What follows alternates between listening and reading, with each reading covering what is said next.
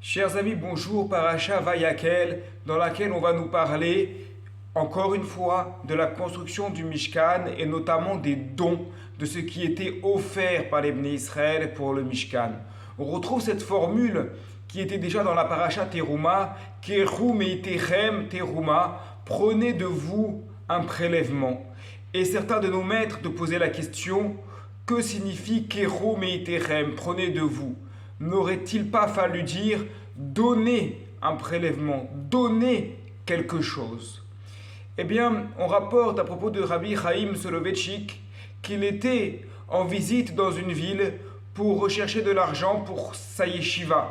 Et il avait besoin de sommes importantes parce que des yeshivot, eh bien, ce sont des frais qui sont énormes, ce sont des baruchim, des jeunes gens qu'il faut loger, qu'il faut nourrir, des professeurs de Talmud, de Halacha, qu'il faut payer évidemment, et donc ce sont des grandes sommes à ramasser.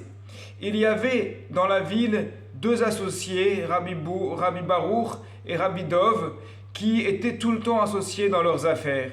Rabbi Chaim Soloveitchik s'est retrouvé chez Rabbi Baruch, qui lui a ouvert les portes de chez lui. Mais au début, il ne lui a rien donné. Il lui a dit: installe-toi tranquillement, étudie la Torah, et je te ramènerai la somme que tu m'as demandée. Au bout d'un mois, il n'y avait toujours rien. Alors Rabbi Chaim Soloveitchik est allé poser la question à Rabbi Baruch. Il lui a dit: Mechila, j'étudie, Baruch Hashem, merci beaucoup pour ton hospitalité, mais cela fait un mois que tu m'as promis. Alors Rabbi Baruch lui a dit: oui, tout à fait, j'ai réussi à récolter la moitié de la somme que j'avais prévue pour toi. La voici, maintenant il faut encore un peu de temps pour que je récupère la seconde partie.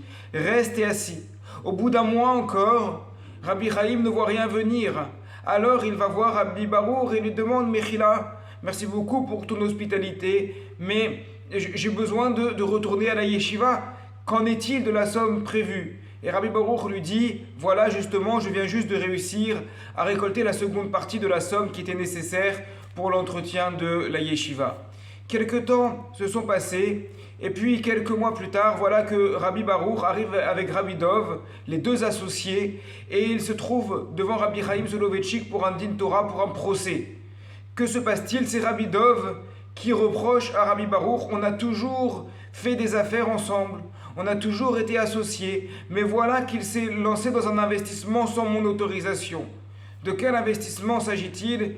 Eh bien, il s'agit qu'il a décidé lui-même de donner de son propre argent complètement pour aider la yeshiva de Rabbi Chaim Soloveitchik, et il ne m'a pas posé la question, il ne s'est pas concerté avec moi.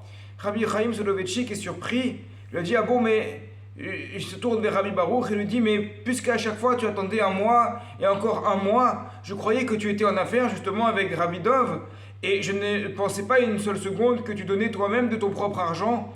Comment cela est-il possible?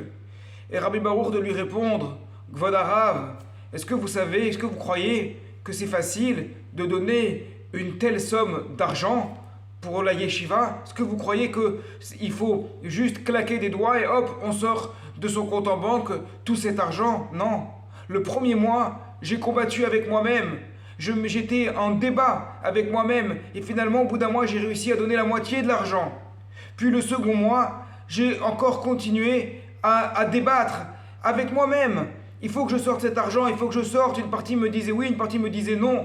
Et finalement, au bout de 2 mois, j'ai réussi le combat contre moi-même parce que par réflexe, j'avais pas forcément envie de donner, mais finalement, j'ai réussi à dépasser ce réflexe de ne pas donner pour vous donner ce dont vous avez besoin. Et c'est ça ce que l'on trouve dans Rumatok Haor, que le principe Keru meitechem, prenez de vous-même. C'est-à-dire que chacun doit être en combat avec lui-même, parce que, évidemment, la nature humaine, c'est d'être proche de ce qui est matériel. Et ce qui est proche du matériel, ce qui est vraiment matériel, eh bien, ça va être, la première chose, c'est l'argent. Et on a du mal à se détacher du matériel, on a du mal à se détacher de l'argent. C'est pour ça qu'on nous dit Keru meitechem teruma, prenez de vous-même. Et lorsque on sait qu'est-ce qu'on peut faire de magnifique avec la tzedaka pour aider les gens qui étudient la Torah, pour aider les yeshivot, pour aider les aniyim, les personnes qui n'ont pas les moyens, eh bien, Keru meitechem, prendre un peu de soi-même, c'est-à-dire rentrer en débat avec soi-même jusqu'à réussir à comprendre que ce que l'on va donner, ce n'est pas quelque chose que l'on enlève de soi-même, mais au contraire une bracha que l'on va rajouter. Shabbat Shalom à toutes et à tous.